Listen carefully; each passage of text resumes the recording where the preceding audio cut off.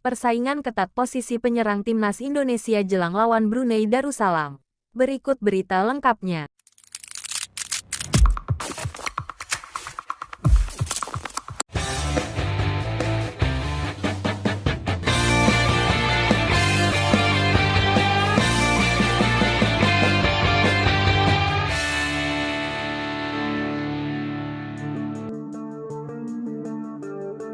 Persaingan ketat posisi penyerang timnas Indonesia jelang lawan Brunei Darussalam. Dimas Drajat terancam kehilangan tempat.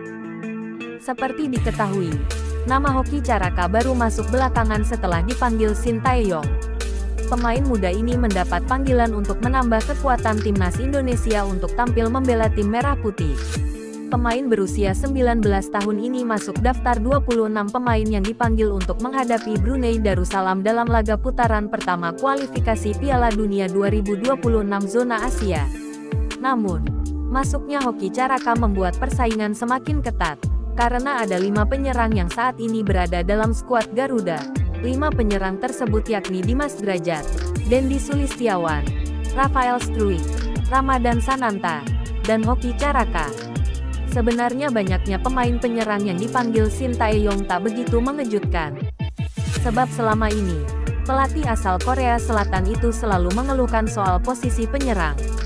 Untuk itu, ini kali pertama Shin Tae-yong memanggil 5 penyerang langsung buat menghadapi kualifikasi Piala Dunia 2026 zona Asia. 5 penyerang yang dipanggil untuk memperkuat timnas Indonesia juga sebenarnya bukan nama-nama baru. Ada Dimas Drajat yang menjadi salah satu pemain langganan Shin Tae-yong. Bahkan nama dia sempat mencuat karena penampilannya yang luar biasa bersama timnas Indonesia. Pemain Persikabo 1973 itu berhasil menjawab kepercayaan Shin Tae-yong saat dipercaya. Pada tahun 2022, ia menjadi salah satu pemain andalan Shin Tae-yong untuk posisi lini depan. Tetapi namanya sempat menghilang dari skuad timnas karena ia mengalami cedera dan harus menepi. Bahkan Dimas Drajat kali terakhir mencetak gol bersama timnas Indonesia saat tampil melawan Curaçao pada September tahun 2022. Setelah itu, ia belum pernah lagi mencetak gol karena sempat menghilang karena cedera. Meski telah kembali dari cedera, Dimas Drajat masih belum membaik karena di Liga 1 statistiknya terjun bebas. Ia belum mampu menunjukkan peningkatan baik di Liga maupun bersama timnas Indonesia setelah menepi. Bahkan dalam kompetisi Liga 1 musim ini, ia belum pernah mencetak 1 gol sekalipun untuk Persikabo dari 9 laga yang dilakoninya. Sehingga posisinya di timnas Indonesia pun terlihat mulai tergeser dengan pemain lain yang datang saat Dimas Drajat memang harus menepi kala itu. Pemain tersebut yakni Dendi Sulistiawan yang langsung mendapatkan tempat untuk mengisi posisi penyerang. Dendi Sulistiawan sampai saat ini menjadi salah satu pemain andalan Shin Tae-yong. Bahkan dalam beberapa agenda tim Merah Putih belakangan ini, ia tak pernah absen dalam panggilan. Pemain asal Lamongan ini memang cukup mendapat kepercayaan dari Shin Tae-yong. Dendi memang masih menjadi andalan tim Merah Putih. Terbaru, ia bahkan berhasil mencetak 1 gol bersama timnas Indonesia saat menghadapi Turkmenistan dalam laga FIFA Matchday periode September lalu. Sebenarnya ini bukan kali pertama, tetapi Dendi juga sudah beberapa kali mencetak gol. Sebelumnya ia sudah mencetak gol juga bersama tim Merah Putih saat melawan Burundi pada tanggal 25 Maret lalu. Bahkan ia bisa dikatakan sebagai salah satu penyerang tersubur di timnas Indonesia, meski saat ini bersama Bayangkara FC belum bisa mencatatkan nama di papan skor. Sebab selama bermain di Liga 1 musim ini, ia belum pernah mencetak 1 gol pun untuk Bayangkara FC dari 13 laga yang dilakoninya. Akan tetapi, saat bersama timnas Indonesia, ketajamannya tak perlu diragukan lagi. Kemudian penyerang yang belakangan ini berhasil mencuri perhatian pecinta sepak bola tanah air yakni Ramadan Sananta. Pemain Persis Solo ini memiliki catatan bagus bersama klubnya di Liga 1. Ia bahkan menjadi salah satu penyerang lokal paling subur karena telah mencetak 5 gol. Selain itu, Sananta sudah sering bermain bersama timnas U23, U24, dan senior. Selama membela timnas Indonesia baik di kelompok usia hingga senior, ia selalu menunjukkan penampilan terbaiknya. Ramadan Sananta tercatat sudah mencetak 1 gol untuk timnas Indonesia senior. Kemudian pemain berusia 20 tahun itu mencetak 3 gol untuk timnas U23. Sedangkan untuk timnas U22 Indonesia sudah menyarangkan 5 gol. Mantan pemain PSM Makassar itu memang tampil lebih menjanjikan dari musim lalu hingga saat ini. Ia menunjukkan konsistensinya baik saat membela timnas Indonesia maupun bermain dengan klub.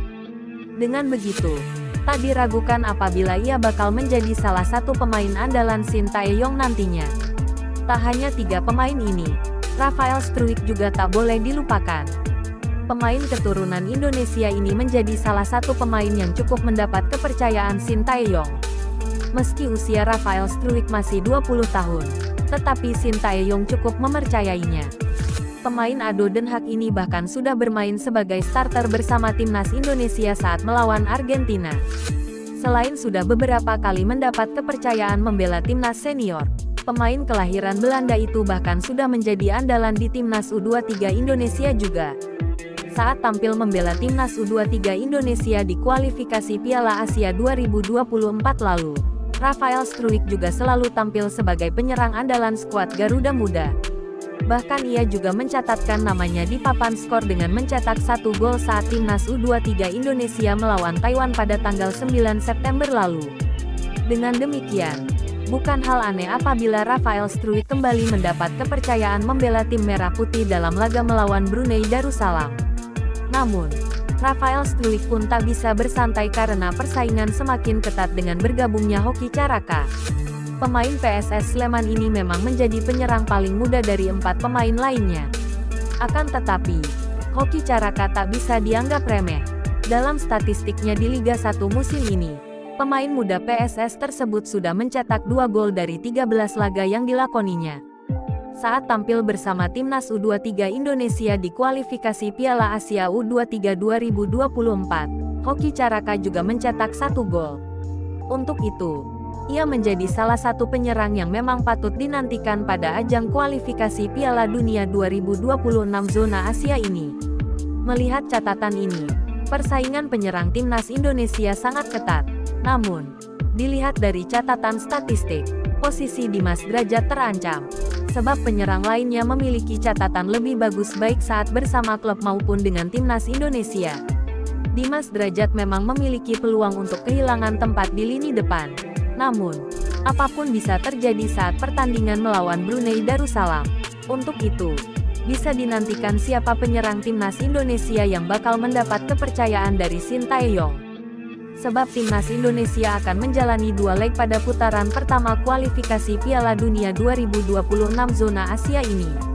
Tim Merah Putih bakal tampil menghadapi Brunei Darussalam pada 12 dan tanggal 17 Oktober tahun 2023.